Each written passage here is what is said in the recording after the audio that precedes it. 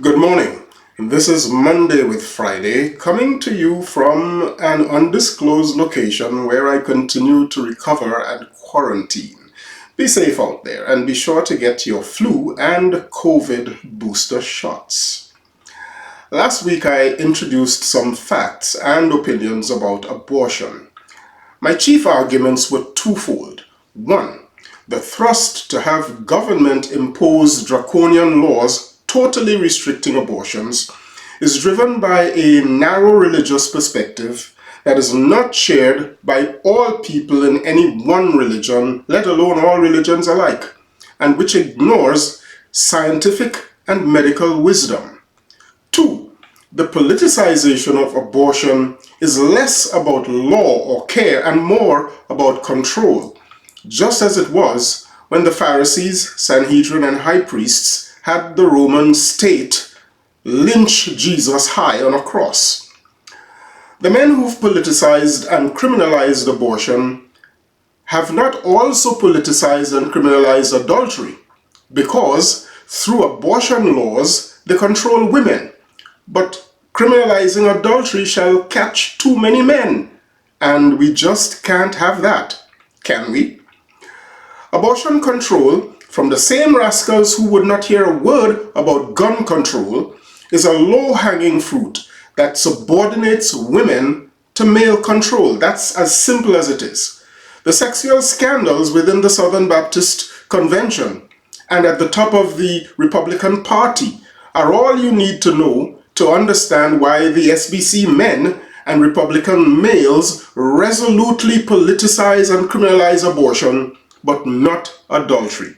Or why the Texas governor promises to eliminate rapes with one side of his forked tongue. A government of the people, for the people, and by the people, especially in what is called the land of the free, should so respect the freedom of the individual to make his or her own choice regarding a matter of morality, instead of criminalizing it. Abortion is not just one thing. Sometimes it's a medical concern, sometimes a family concern, sometimes a moral concern, sometimes a religious concern, sometimes a wise concern, but it is and always ought to be a private concern. Prohibiting medical professionals to take responsible action where an abortion is a life-saving matter is exhibit 1 of the madness that reduces abortion to only a matter of immorality and illegality, denying it in every circumstance. Exhibit 2 is that these stupid laws now require an 8-year-old pregnant child already violated and wasted by a felonious monster, relative or otherwise, to endure a pregnancy her poor little body can't take, birth a child that her poor little passage can't handle, produce a child for which nobody was prepared, all the while discarding her educational pursuits like the Taliban upon women and girls in Afghanistan, cancelling her childhood, and then to permanently maim her for life, physically, emotionally, mentally, and economically, she and her family.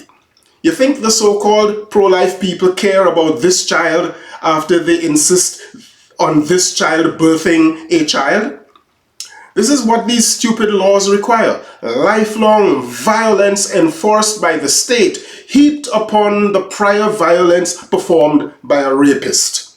Are we totally mad?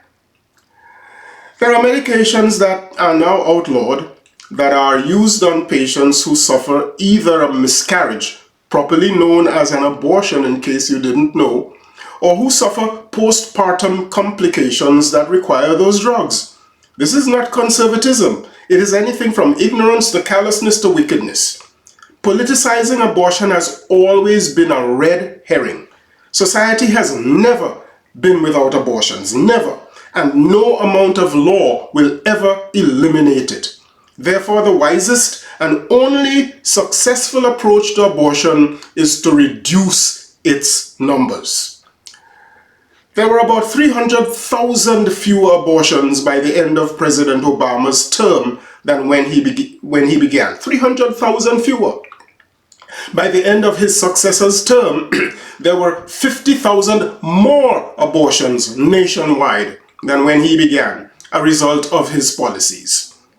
Abortions always go down under a Democrat president and always climb under a Republican president. The numbers do not lie. The simplest and most prevalent reason for this is that there's a clear associative and most probably causative relationship between abortions and poverty, between poverty and lack of education, poverty and lack of healthcare, poverty and lack of social upliftment, poverty and elevated crime rates. Administrations under Democrats enact policies that attempt to address all of the above. Those policies are always denounced and ridiculed by Republicans when they are the minority, and then demolished when they gain control of the administration. Above all, abortions have trended down and steadily reduced significantly over the past 40 years. The numbers do not lie. I'm a Baptist.